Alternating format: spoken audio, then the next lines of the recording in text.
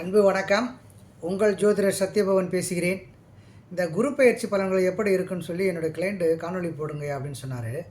இன்றைக்கி ஒரு 6 ராசிக்கு காணொளி போடுறேன்.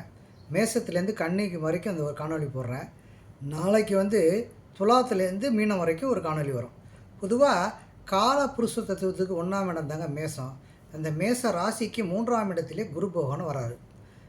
இது எல்லாமே பொது பலன் மட்டும்தான். ஏன்னா இந்த குருவை வச்சு மட்டுமே நம்ம பலன் சொன்னால் அந்த பலன் நம்ம 100% சரியாக வரும்னு சொல்ல முடியாது. ஏன்னு கேட்டிங்கன்னா, அதற்கு பிறகு சனி பகவான் இருக்கார், சூரிய பகவான் இருக்கார், ராகு கேதுக்கள் இருக்காங்க, சுக்கிர பகவான் இருக்காங்க, புதன் பகவான் இருக்காங்க, செவ்வாய் பகவான் இருக்காங்க. இவங்கெல்லாம் இருந்த அந்த 9 கிரகங்கள் வழி நடத்துகிற பொறுத்து தான் நம்மளுடைய பலன்கள் அமையும். இருந்தாலும் இந்த குரு 3ஆம் இடத்துக்கு மேச ராசிக்கு 3ஆம் இடத்துக்கு வரும்பொழுது பொது பலன் மட்டும் எப்படி இருக்குன்னு இந்த காணொலியில் நம்ம பார்ப்போம். பொதுவாக மேச ராசிக்கு 3ஆம் இடம் என்று எடுத்துக்கிட்டிங்கன்னா, முயற்சி ஸ்தானம் என்று சொல்லக்கூடிய இடத்திலே இந்த குரு பகவான் அமர்ந்து முயற்சிகளை அவர்களுக்கு வெற்றி கொடுக்கும். இளைய சகோதரர்கள் சகோதரினால் அவர்களுக்கு வெற்றி கிடைக்கக்கூடிய வாய்ப்புகள் நிச்சயமாக இருக்கும். கட்டுரை பணியில் உள்ளவர்கள், எழுத்து பணியில் உள்ளவர்கள், இயல், இசை, நாடகம் இந்த பணியில் உள்ளவர்களுக்கெல்லாம் ஒரு மேன்மையான நிலை ஏற்படுறதுக்கான வாய்ப்புகள் இந்த காலகட்டத்திலே மேசராசி அன்பர்கள் இருக்கும். அடுத்தது, இதுவரை திருமணம் ஆகாதவர்கள் கண்டிப்பாக திருமணத்தை நடத்தி கொடுப்பார் இந்த குரு பகவான். தந்தையினால் பாக்கியங்கள் இவர்கள் கிடைக்கக்கூடிய வாய்ப்புகள் இந்த மேசராசி அன்பர்களுக்கு இருக்கும். தந்தையினால் கிடைக்கக்கூடிய சொத்துக்கள், சந்தையினால் கிடைக்கக்கூடிய தொழில், அவர்கள் தந்தையோட தொழிலை அமைக்கக்கூடிய நிலை, இதெல்லாம் இந்த மேசராசி அன்பர்களுக்கு ஏற்படக்கூடிய வாய்ப்புகள் நிச்சயமாக இருக்கும். இந்த காலகட்டத்தை பொறுத்தவரையில் இந்த குரு பெயர்ச்சி மேசராசிக்கு அன்பர்களுக்கு பொற்காலமே சொல்லலாம். 7ஆம் இடத்தையும் பார்ப்பார், 9ஆம் இடத்தையும் இந்த குரு பகவான் பார்க்கறனால குழந்தையினால் ஆதாயம், தந்தையினால் ஆதாயம், பூர்வ புண்ணிய புத்திரஸ்தானம் என்று சொல்லக்கூடியதில் 5ஆம் இடத்தை பார்க்கறனால பூர்வ புண்ணிய புத்திரஸ்தானம், சொத்துக்கள், தந்தையின் வழி சொத்துக்கள் இதெல்லாம் அவர்களுக்கு கிடைக்கலன்னா இந்த காலகட்டத்திலே கிடைக்கிறதுக்கான வாய்ப்புகள் கண்டிப்பாக இருக்கும். அடுத்து பார்த்திங்கன்னா, ரிஷபராசி அன்பர்களுக்கு அன்பருக்கு காலப்புருஷ தத்துவத்துக்கு 2ஆம் இடம் தான் ரிஷபராசி அன்பர்கள். இந்த ரிஷப ராசியிலே கார்த்திகை நட்சத்திரம், ரோகிணி நட்சத்திரம், மிருகரிஷி நட்சத்திரம் 3 நட்சத்திரம் இருக்கும். இந்த ரிஷப ராசிக்கு 2ஆம் இடத்திலே குரு பகவான் வர்றதுனால 2ஆம் இடம்னா தனம், குடும்பம், வாக்கு ஸ்தானம் என்ற குறிக்கக்கூடிய நிலையிலே இந்த குரு பகவான் அமர்க்கிறதுனால குடும்பத்தில் நல்ல ஒரு அமைதியான போக்கும், குடும்பத்தில் ஒரு மகிழ்ச்சியான ஒரு சுப காரியங்கள் நடக்கிறதுக்கான வாய்ப்புகளும், தனம் பொருளாதாரத்தில் இது வரைக்கும் மந்தமாக இருந்தவங்களுக்கெல்லாம் இந்த காலகட்டத்திலே மேன்மையான நிலை ஏற்படுறதுக்கான வாய்ப்புகளும் இந்த காலகட்டத்திலே நிச்சயமாக இருக்கும். 6ஆம் இடத்துல அவருக்கு பார்க்குறதுனால தொழிலில் கொஞ்சம் கவனமாக, வேலையில் கொஞ்சம் கவனமாக இருங்க. வேலை செய்கிற இடத்துல கொஞ்சம் பொறுப்போடையும் ஒரு நிதானமாக நீங்கள் நடந்து அந்த தொழிலை கவனத்தோடு நீங்கள் தொழிலை செய்யணும். நீங்கள் இது வரைக்கும் செஞ்சுட்டு இருந்த உங்களுக்கு வேலையில் உங்களுக்கு பதவி உயர்வு கிடைக்கிறதுக்கான வாய்ப்புகள்லாம் இந்த காலகட்டத்தில் இருக்கும். நோய் இதெல்லாம் ஒரு கட்டுக்குள்ளே இருக்கும். எதிர்ப்பெல்லாம் இது வரைக்கும் உங்களுக்கு எதிராக இருந்தவங்களாம் இந்த காலகட்டத்தில் இந்த குரு பகவான் 6ஆம் வீட்டை 5ஆம் பார்வையாக 6ஆம் வீட்டை பார்க்குறதுனால அவரெல்லாம் சமரசமாக பேசி நமக்குள்ளே ஒரு நல்ல ஒரு முடிவை எட்டக்கூடிய நிலை இந்த காலகட்டத்தில் ரிஷபராசி அன்பர்களுக்கு நிச்சயமாக இருக்கும். அடுத்தது பார்த்திங்கன்னா, மிதுன ராசியிலே தான் குரு பகவான் அமர்ந்திருக்கிறார். மிதுன ராசியிலே ஜென்ம குருவாக இந்த மிருகசீரிடம், திருவாதிரை, புனர்பூச நட்சத்திரத்தில் இந்த 3 நட்சத்திரத்தை உள்ளடக்கிய மிதுன ராசி அன்பர்களுக்கு இந்த மிருகசீரிடம், திருவாதிரை நட்சத்திரத்தில் ஒவ்வொரு மாதம்தான் 1.5 மாதம் தான் பயணிப்பார், 2-3 மாதம் தான் பயணிப்பார். பாக்கி 9 மாத காலமும் புனர்பூச நட்சத்திரத்தில் தான் அந்த மிதுனராசி அன்பர்களுக்கு அமர்ந்திருப்பார். புனர்பூச நட்சத்திரத்தில் இது வரைக்கும் திருமணம் நடக்காதவர்களுக்கு நிச்சயமாக திருமணம் நடக்கும். ஏன்னா புனர்பூச நட்சத்திரம் கடகத்திலையும் வரும், மிதுனத்திலையும் வரும். அதனால் இந்த புனர்பூச நட்சத்திரத்தில் வரவங்களுக்கு இதுவரைக்கும் திருமணம் தாமதப்பட்டவர்களுக்கு நிச்சயமாக திருமணம் நடைபெற வாய்ப்புகள் இருக்கும். இந்த மிதுன ராசிக்கு 5ஆம் வீட்டை பார்க்குறனால குழந்தை பாக்கியம் இல்லாதவங்களுக்கு குழந்தை பாக்கியங்கள் நிச்சயமாக கிடைக்கிறதுக்கான வாய்ப்புகள் இருக்கும். திருமண தடை நீங்கும். லவ் பண்ணிக்கிட்டு இருந்தாங்கன்னா அந்த லவ்வெல்லாம் இந்த காலகட்டத்தில் சக்ஸஸ் ஆகி பெரியவர்களால் சேர்ந்து அந்த பேசி முடித்து இந்த காலகட்டத்தில் அதை திருமணத்தை நடத்தி கொடுக்கக்கூடிய வாய்ப்புகள் இந்த காலகட்டத்திலே இந்த மிதுன ராசி என்பவர்களுக்கு நிச்சயமாக இருக்கக்கூடிய வாய்ப்புகள் இருக்கும். பாக்கியங்கள், தந்தையினால் பாக்கியங்கள், தந்தையினால் உதவிகள் கிடைக்கக்கூடிய நிலையெல்லாம் இந்த மிதுன ராசி அன்பர்களுக்கு கிடைக்கும். இதுவரைக்கும் மிதுன ராசிக்காரர்களுக்கு வந்து பட்ட துன்பங்கள் அனைத்தும் முழுமையாக நீங்கி இந்த குரு பகவான் அவர் ராசியிலே அமர்ந்திருக்கனால ஒரு மேன்மையான நிலையை ஏற்படக்கூடிய நிலை இந்த காலகட்டத்திலே நிச்சயமாக இருக்கும். அடுத்தது பார்த்திங்கன்னா கடகராசிங்க. இந்த கடகராசிக்கு இது வரைக்கும் அஷ்டம சனி இருந்து ரொம்ப கஷ்டப்பட்டுக்கிட்டு இருந்தாங்க 2 வருஷமாக. அதெல்லாம் முழுமையாக நீங்கிய போகுது. ஏன்னா அதில் புனர்பூச நட்சத்திரமும் வரும், பூசம் ஆயிலியம் நட்சத்திரம் வரும். அந்த நட்சத்திரத்திற்கு 12ஆம் இடத்துல குரு பகவான் வரனால விரயஸ்தானம் என்று சொல்லக்கூடிய இடத்துல, மோட்சஸ்தானம் என்று சொல்லக்கூடிய இடத்துல இருக்கிறதுனால விரய செலவுன்னா சுப விரய செலவாக வரும். ஏன்னா குரு பகவான்னா சுப கிரகம்தான். அந்த குரு பார்த்தா கோடி புண்ணியன்னு சொல்லுவாங்க. அதனால் இந்த கடகராசிக்கு 12ஆம் இடத்துல அமர்றதுனால பிரயாணம் போகிறதுக்கு, வெளிநாடு செல்கிறதுக்கான கடன் வாங்கி அதை வெளிநாடு பிள்ளைங்கள் அனுப்புறதுக்கான வாய்ப்புகள் இருக்கும்.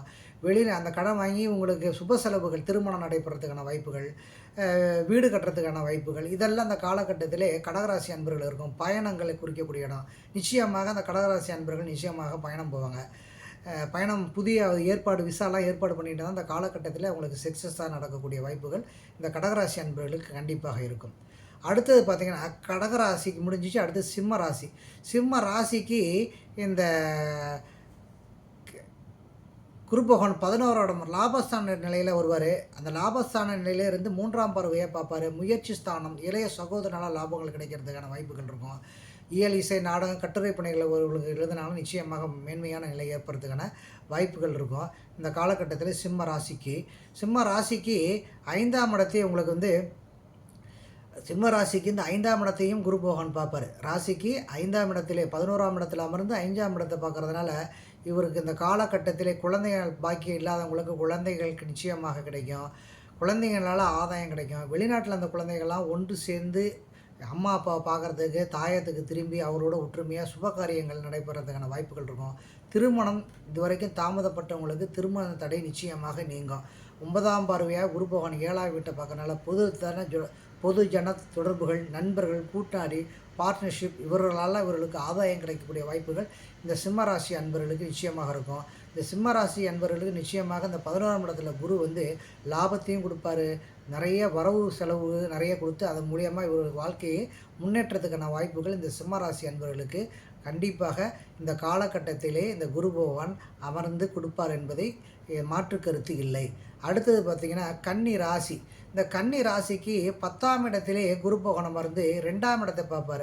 தனம், குடும்பம், வாக்குஸ்தானத்தில் இவர்களுக்கு மேன்மையான நிலை ஏற்படும். குடும்பத்தில் சுப காரியங்கள் நடைபெறும். குடும்பத்தில் வந்து மன மகிழ்ச்சி ஏற்படும். குடும்பத்தில் பிரிஞ்சிருந்தவங்களாம் ஒன்று சேரக்கூடிய வாய்ப்புகள் இந்த காலகட்டத்திலே கன்னிராசி அன்பர்களுக்கு நிச்சயமாக இருக்கும். தாயினால் அவங்களுக்கு சுகமாக இல்லைன்னா, தாய்க்கு உடல்நிலையெல்லாம் சரியில்லைன்னா இந்த காலகட்டத்தில் முழுமையாக அந்த நிலை மாறி அவர்களுக்கு ஒரு மேன்மையான ஒரு புத்துணர்வு பெற்று ஒரு நல்ல ஒரு நிலை ஏற்படக்கூடிய வாய்ப்புகள் இந்த தாய்க்கு இருக்கும். தாயினால் அவர்களுக்கு ஆதாயம் கிடைக்கக்கூடிய வாய்ப்புகள் இருக்கும். வண்டி, வாகனம், வீடு, வாசல், புது மனை இதெல்லாம் வந்து கண்டிப்பாக இந்த காலகட்டத்தில் அமைக்கக்கூடிய நிலை ஏற்படும். வண்டி வாங்குறவங்க இந்த காலத்தில் வாங்கலாம், அமைச்சு கொடுப்பாரு. புது மனை போட்டு வீடு கட்டுறவங்களும் வீடு கட்டலாம், வீடு வாங்கலாம். வீடு வந்து வாங்கக்கூடிய நிலையெல்லாம் இந்த காலகட்டத்தில் கன்னி ராசிக்கு குரு பகவான் 4ஆம் வீட்டை பார்க்குறதுனால 7ஆம் பார்வையாக நிச்சயமாக இந்த கன்னி ராசிக்கு நிச்சயமாக ஏற்படுத்தி கொடுப்பார். ஜாமீன் கையெழுத்து யாருக்குமே போடாதீங்க. 10ல் அமர்ந்திருக்கனால தொழிலில் கொஞ்சம் கவனமாக இருங்க. யாரையும் நம்பாதீங்க. யாரையும் நம்பி விட்டுட்டு வராதிங்க. யாரையும் நம்பாமல் நீங்கள் முழுமையாக அந்த நிலையை ஆராய்ஞ்சி தொழிலில் எப்படி நடக்குங்கிறது தொழிலில் கொஞ்சம் கவனத்தை செலுத்துங்கள் இந்த கன்னிராசி அன்பர்களே. பொதுவாக அந்த கன்னிராசி அன்பர்களுக்கு வந்து 6ஆம் இடத்தை தொழில் செய்கிறவங்க, வேலை செய்கிறவங்களாம் அங்கே கவனமாக பார்த்துங்க. வேலையில் கவனம் தேவை. கடன் வாங்கும் பொழுது அந்த கடன் எதற்காக வாங்குகிறோங்கிற நிலையை ஒரு தடவை 2 தடவைக்கு ஆராய்ஞ்சி முடிவெடுத்து அதற்கு பிறகு அந்த கடனை வாங்குங்க. எனவே இந்த காலகட்டத்திலே உங்களுக்கு எல்லா வகையிலும் மேன்மையாக இருக்கும். இருந்தாலும் நிதானம் தேவை. ஜாமீன் கையெழுத்து கண்டிப்பாக போடாதீர்கள். ஒரு செயலை செய்யும் பொழுது, ஒரு புதிய தொழிலை ஆரம்பிக்கும் பொழுதோ, புதிய விஷயத்தை செய்யும் பொழுதோ ஒரு தடவைக்கு 2 தடவை யோசித்து ஆராய்ந்து இந்த முடிவை எடுக்கக்கூடிய நிலை இந்த கன்னிராசிக்கு கண்டிப்பாக இருக்க வேண்டும். எனவே முழுமையாக ஒரு விஷயத்தை செய்யும் பொழுது நிதானமாகவும் கவனமாகவும் இந்த கன்னிராசி அன்பர்கள் 10ஆம் இடத்துல குரூப் ஒன்றுக்கனால நமக்கு ஒரு அலட்சியங்கள்லாம் ஏற்படும். அதெல்லாம் முற்றியமலாமல் நீங்கி நிதானத்துடன் இந்த கன்னிராசி அன்பர்கள் நிச்சயமாக கடைபிடிக்கணும். பொதுவாக இந்த மேச ராசியிலிருந்து உங்களுக்கு வந்து கன்னி ராசி வரைக்கும் இந்த 6 ராசிக்கு பேசியிருக்கேன். மேஷம், ரிஷபம், மிதுனம், கடகம், சிம்மம், கன்னி ராசி 6 ராசிக்கு பேசியிருக்கேன். இந்த 6 ராசியுமே பொது பலன் மட்டும்தாங்க. ஏன்னு கேட்டிங்கன்னா, ஒரு கிரகத்தை பலன் வந்து நம்ம அமையாது. இது பொதுவா இந்த குரு பகவான் எங்கெங்கே பார்க்குறாரு, அந்த பார்வையின் அடிப்படையில் என்னென்ன பலன்கள் ஏற்படும் என்பதை பற்றி பொது பலன் மட்டுமே இந்த காணொளியில் உங்களுக்கு தெரிவிச்சிருக்கேன். இதுவும் உங்களுக்கு பயனுள்ளதாக இருக்கும்.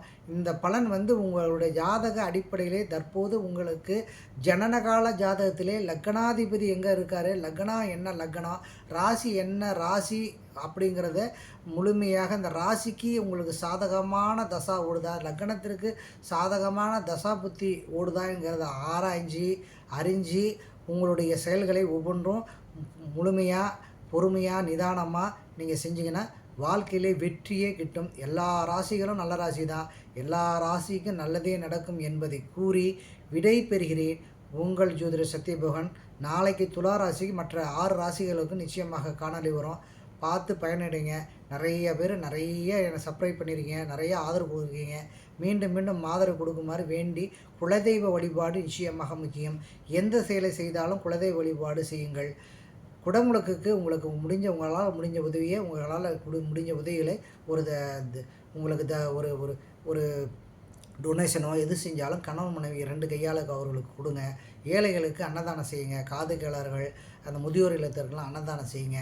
உங்களை பிறந்த நாளுக்கோ உங்களுடைய திருமண நாளுக்கோ நடைபெறும் பொழுதோ நிச்சயமாக செஞ்சீங்கன்னா நல்ல விஷயங்களும் மேலும் மேலும் உங்கள் குடும்பத்தில் நடக்கும் என்பதை கூறி, நிதானமும் தானமும் நிச்சயமாக உங்கள் வாழ்க்கையை வெற்றியை தேடி கொடுக்கும்.